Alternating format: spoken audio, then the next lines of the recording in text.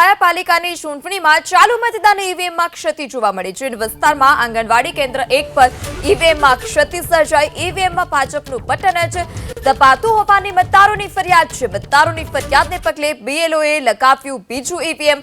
બીજા ઈવીએમમાં પણ આ જ ક્ષતિ સર્જાતા ત્રીજું ઈવીએમ મૂકવામાં આવ્યું છે। આ ઘટના દ્વારકાની કે જ્યાં ચીન વિસ્તારમાં ઈવીએમમાં ક્ષતિ સર્જાઈ છે। ભાજપનું જ બટન દબાવાતું હોવાની જે મતદારો છે તેમની ફરિયાદ હતી। બીજું ઈવીએમ લાવવામાં આવ્યું તો બીજા ઈવીએમમાં પણ આ જ પ્રકારની ક્ષતિ અને ત્રીજું ઈવીએમ મૂકવાની ફરજ પડી। આ ભાજપનું જ બટન દબાય છે આ પ્રકારના આક્ષેપની તપાસ કરવાની થાય, પરંતુ તપાસની સાથે સાથે મતદાન ન રોકાય એ પ્રક્રિયાની અંદર ત્રીજું આ ઈવીએમ, કારણ કે એ વ્યવસ્થાઓ પણ રાખવામાં આવી છે કે જ્યારે આવા પ્રશ્નો બને ત્યારે એ શંકાનું સમાધાન કરવાનું હોય, તો શંકાનું સમાધાનના ભાગરૂપે આ ત્રીજું ઈવીએમ આપવામાં આવ્યું છે અને ચૂંટણી સમયસર જરા પણ રોકાયા વગર થાય તે આનો ઉદ્દેશ્ય છે। સૌપ્રથમ વાત બિલીમોરાની, તો બિલીમોરામાં જે ઈવીએમ હતું તે 5મા ઈવીએમમાં ખામી સર્જાઈ છે। વોર્ડ નંબર 2 ના બૂથ પર 5મા ઈવીએમમાં ખામી સર્જાઈ। કોંગ્રેસ ઉમેદવાર શુક્લાએ ઈવીએમમાં બટન ન દબાતું હોવાનો આરોપ લગાવ્યો।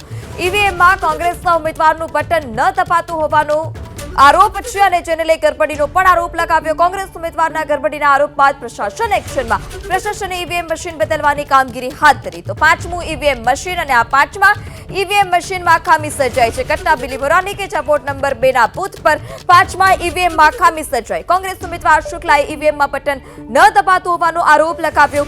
જે કોંગ્રેસ ઉમેદવાર છે તેઓએ આરોપ લગાવ્યો અને ત્યારબાદ પ્રશાસન પણ દોડતું થયું છે। પ્રશાસન પણ એક્શનમાં આવ્યું। પ્રશાસને ઈવીએમ મશીન બદલવાની કામગીરી હતી તે હાથ ધરી હતી। ઈવીએમમાં કોંગ્રેસના ઉમેદવારનું બટન ન દબાતા ગરબડીનો આરોપ લગાવ્યો છે। તો બિલીમોરામાં વોર્ડ નંબર 2 ના બૂથ પર 5મા ઈવીએમમાં પણ ખામી સર્જાઈ હતી। અલગ અલગ ઈવીએમ બદલવામાં આવ્યા અને 5મું ઈવીએમ મૂકવામાં આવ્યું, તેમ છતાં પણ હજી જે ઈવીએમમાં ખામી હતી તે જેની તે જ જોવા મળી હતી। કોંગ્રેસ ઉમેદવાર શુક્લાએ ઈવીએમ બટન ન દબાતું હોવાનો આરોપ લગાવ્યો। આરોપ બાદ જ જે પ્રશાસન હતું તે પ્રશાસન પણ એક્શનમાં આવ્યું છે। પ્રશાસને ઈવીએમ મશીન બદલવાની હતી જે કામગીરી, તે ઈવીએમ મશીન બદલવાની કામગીરી પણ કરી હતી। તો આ જ પ્રકારની ઘટના એક દ્વારકામાંથી પણ સામે આવી હતી કે જ્યાં ઈવીએમ મશીનો મૂકવામાં આવ્યા હતા। 3 ઈવીએમ મશીન બાદ પણ ભાજપનું જ બટન દબાવાતું હોવાનો આરોપ હતો। તો બીજી ઘટના બિલીમોરાની પણ। આજે સવારે વોર્ડ નંબર 2 બૂથ નંબર 5-6 માં જ્યારે મારો પોલિંગ એજન્ટ અહીંયા આવી ગયા હતા 6 વાગે, છતાં પણ એ લોકોએ મોકડ્રીલ કર્યું નહીં હતું, ઈવીએમ ચેક કરવા દીધું નહીં હતું। ડાયરેક્ટ ઈવીએમ સીલ કરી દીધું।